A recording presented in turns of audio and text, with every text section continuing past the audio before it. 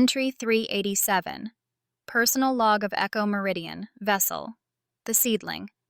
Location, approaching Vesta 9. The first time I saw a dead world up close, I vomited into my helmet. My visor fogged instantly. Couldn't see shit. Panic crept up my throat, the kind that makes you forget your training and claw at your helmet seals.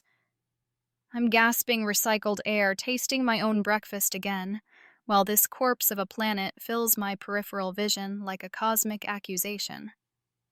Nobody warned me how wrong the light looks when it bounces off airless rock, how it triggers something deep in your lizard brain that screams this place will kill you. Better clean that up before Morgan sees, Zahira said, helping me disconnect my helmet with practiced efficiency. Her voice carried that particular mix of sympathy and amusement reserved for first-timers. She'll claim we're wasting precious organic matter. I'd been knee-deep in Michigan mud for 7 years, correcting soil matrices, rehabilitating strip-mined wastelands, before Morgan Chen found me. The recruitment happened on a Tuesday that felt like the inside of a wet sock.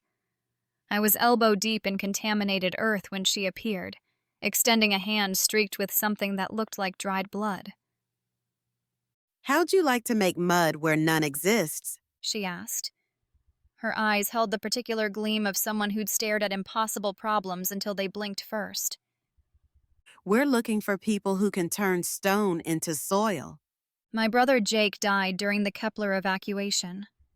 12 years old, crushed when their transport's life support failed 3 days out from the dying world. Mom never got over it.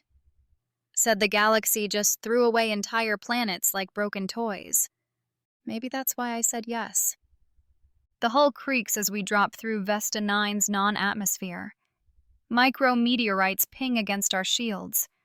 Tiny percussion notes in the absolute silence of space.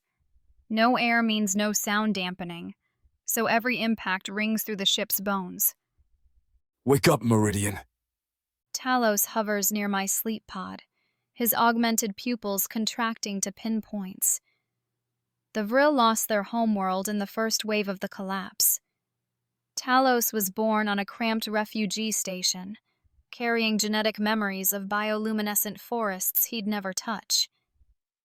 "Morgan wants everyone suited up in 15. Says we're seeing something new."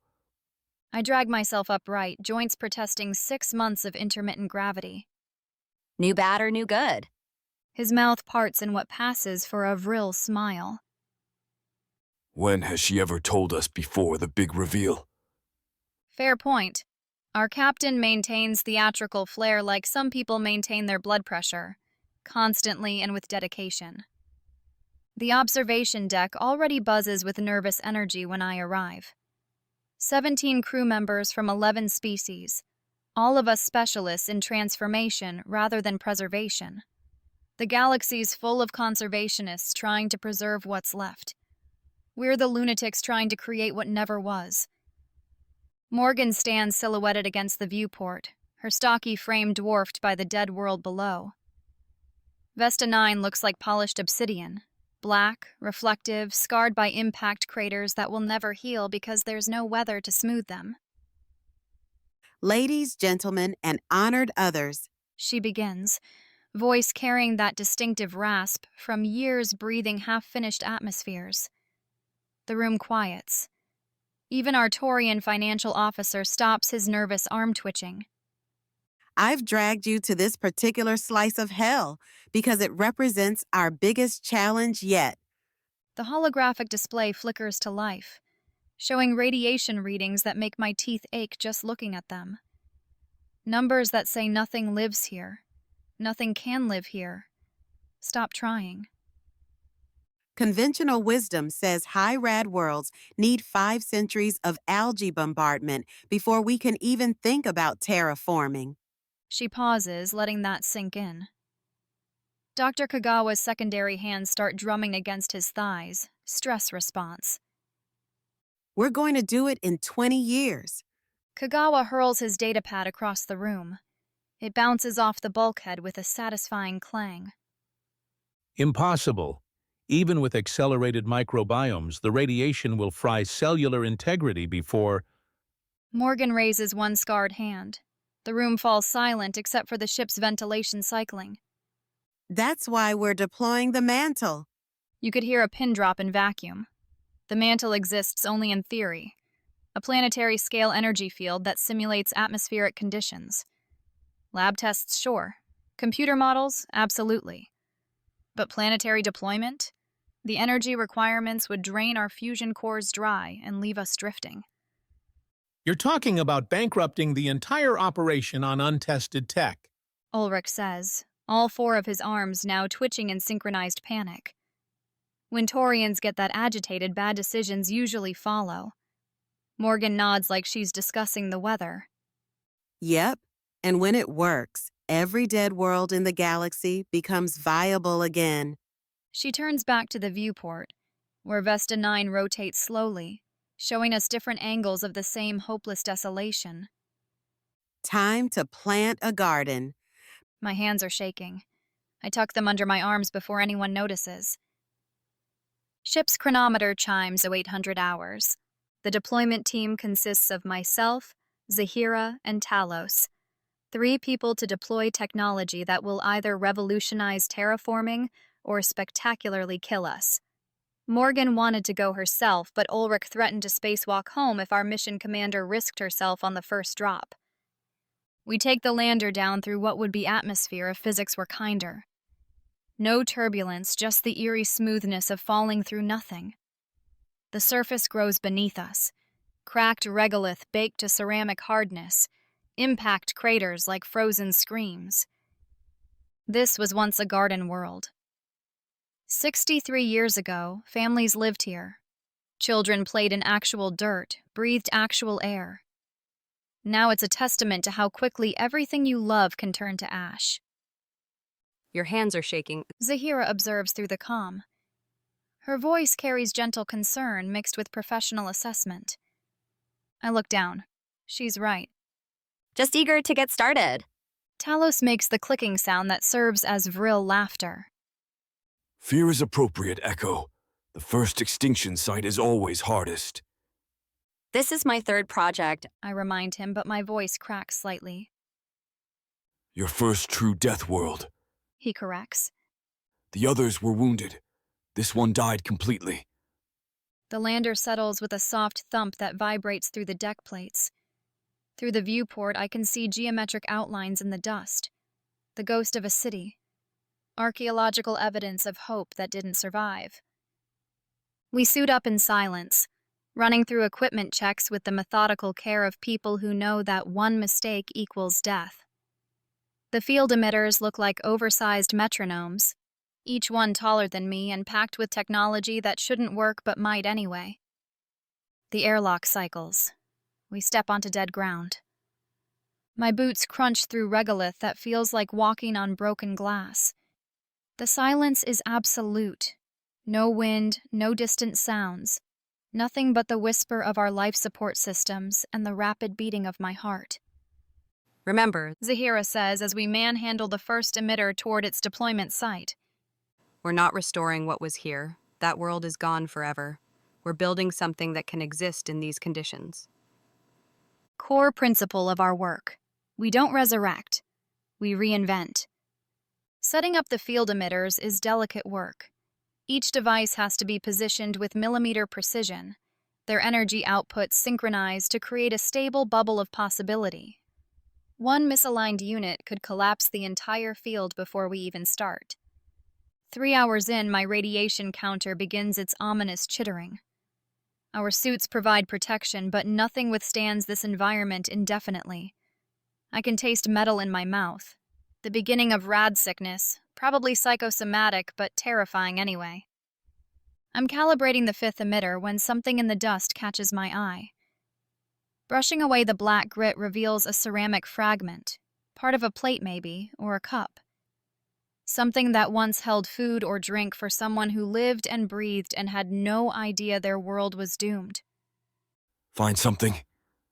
Talos appears beside me, his movements eerily graceful in the low gravity. I hold up the fragment. Just thinking about who ate from this, who held it. He takes it carefully, turning it over in his gloved hands. I keep pieces of my homeworld too, things my grandparents saved during the evacuation. He hands it back. Take it. No one else is coming for their dishes. I tuck the fragment into my sample pouch, feeling like both a grave robber and a keeper of memory. When all 7 emitters are positioned, we retreat to minimum safe distance. Morgan's voice crackles through the comm, tight with barely controlled tension. Initiating mantle deployment in 3, 2, 1. The effect starts subtly, just a shimmer at the deployment site, like heat haze over summer asphalt. Then it expands outward in ripples, growing until it covers several square kilometers. Inside that area, the harsh black surface seems somehow less hostile, though nothing has physically changed yet.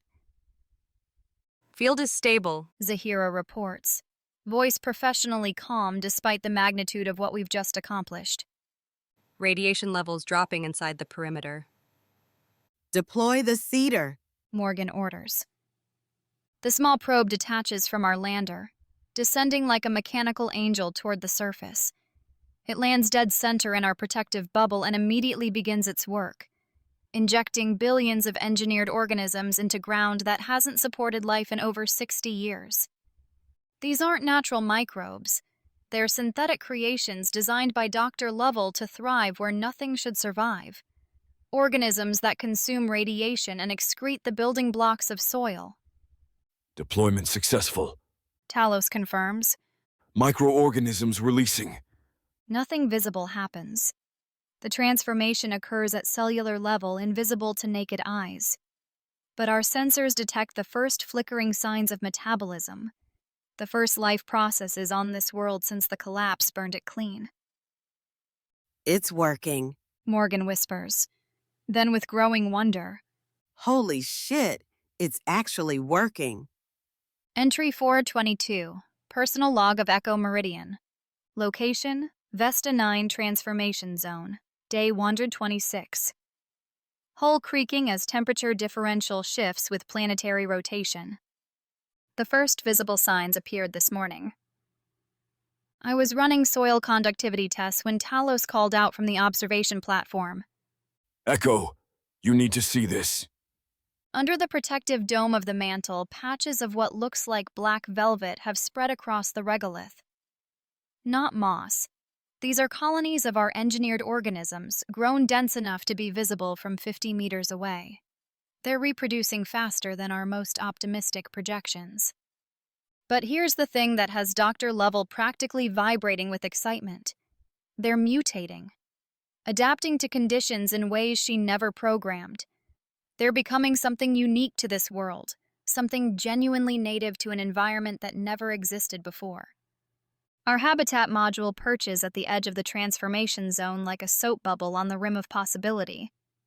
Through its reinforced windows, I watch the boundary between death and our fragile experiment in resurrection.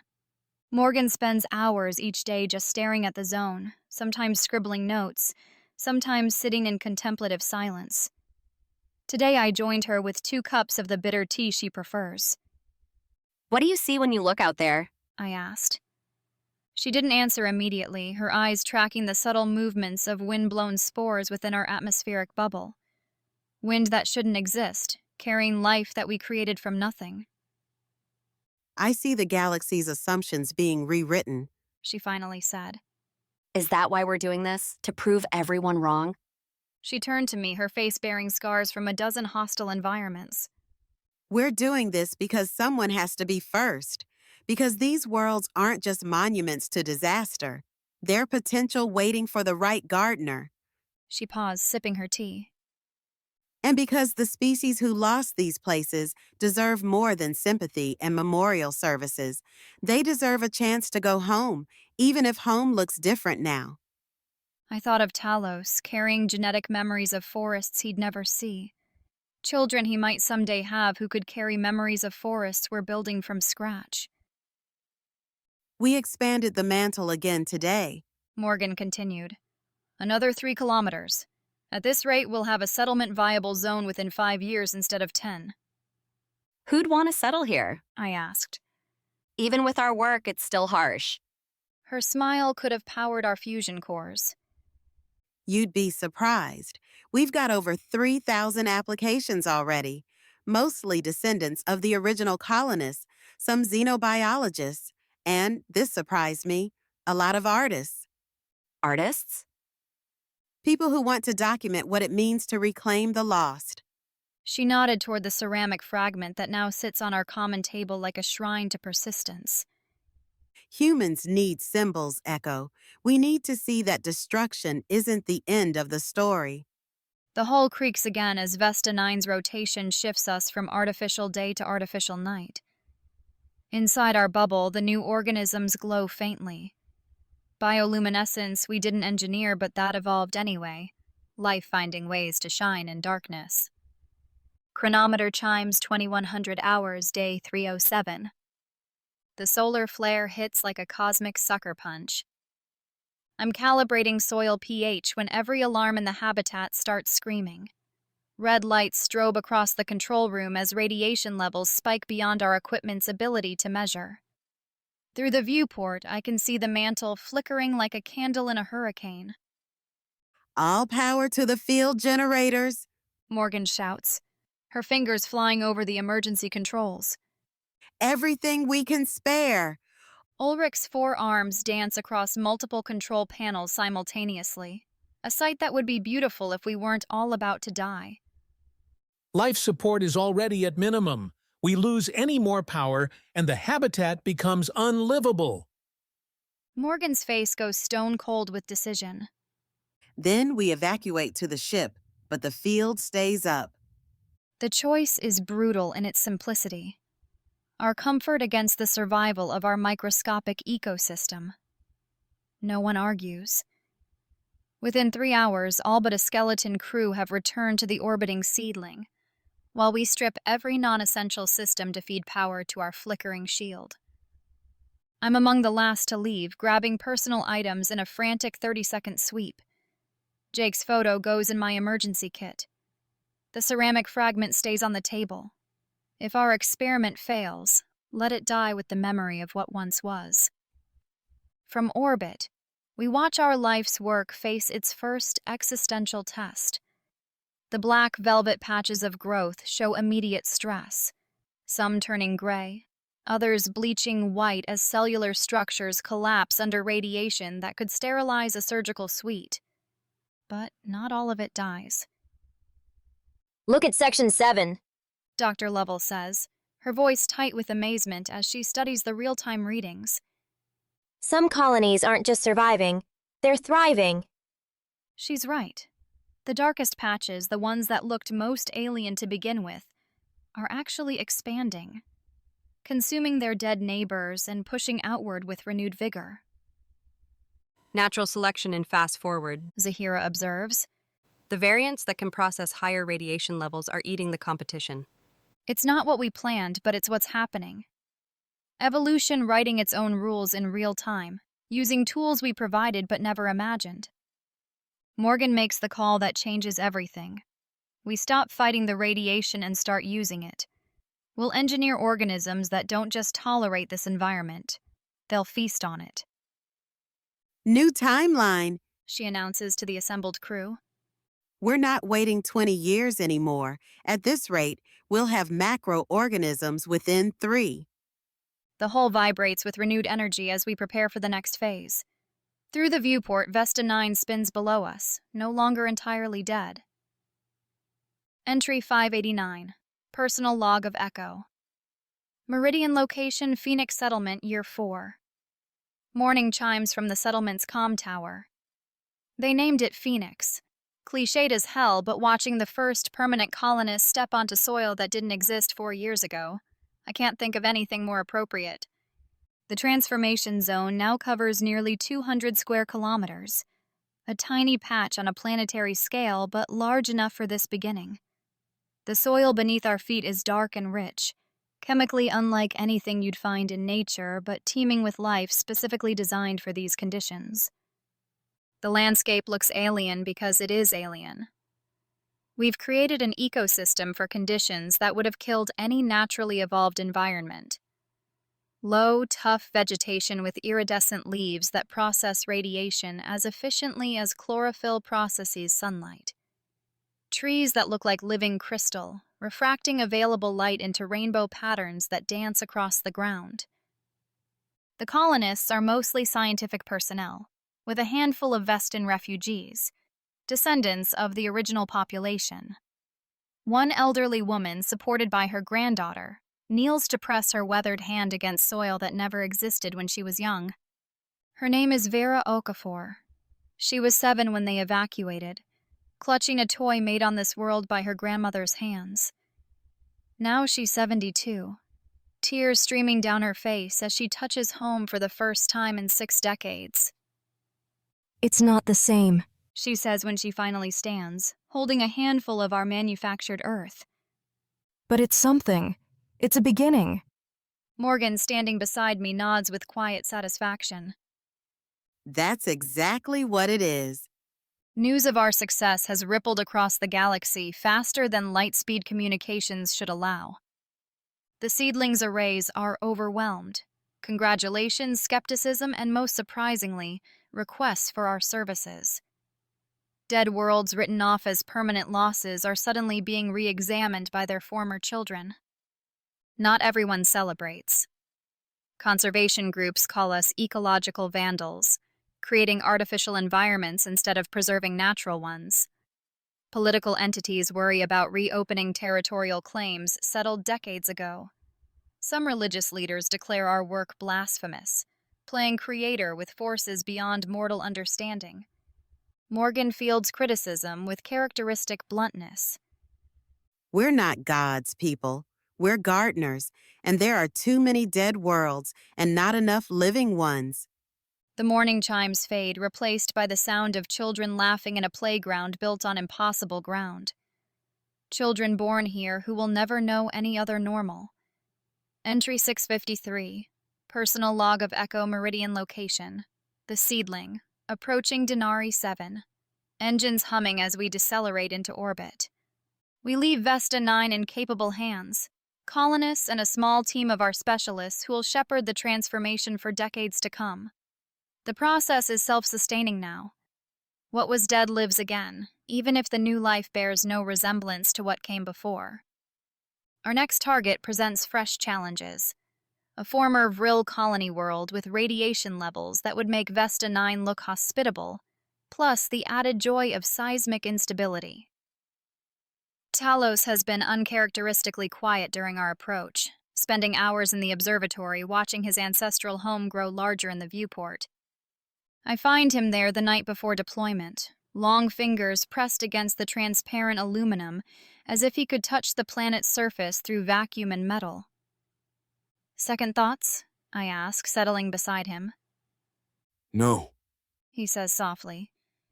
but memories I didn't know I carried. I wait, giving him space to find words for the untranslatable. My genetic memory contains fragments of this place. He finally explains. Not visual records, but sensations.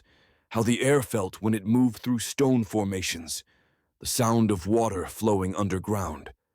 Things my ancestors experienced that were coded into their DNA and passed to me.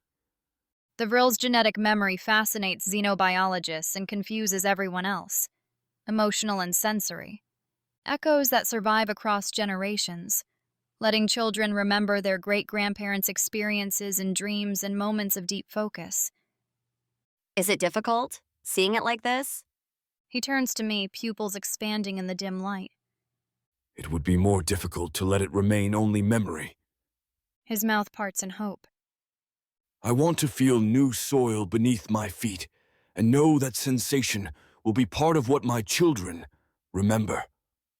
Morgan arrives carrying 3 cups of her battery acid tea. We drink in contemplative silence, studying the black world below. You know, She says eventually.